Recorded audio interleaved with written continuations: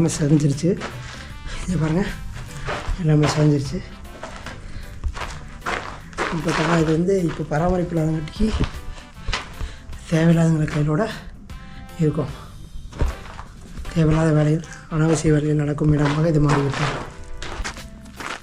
Okay, சககிரி போட்டின் பயணம் இதில் முடிவடைந்தது.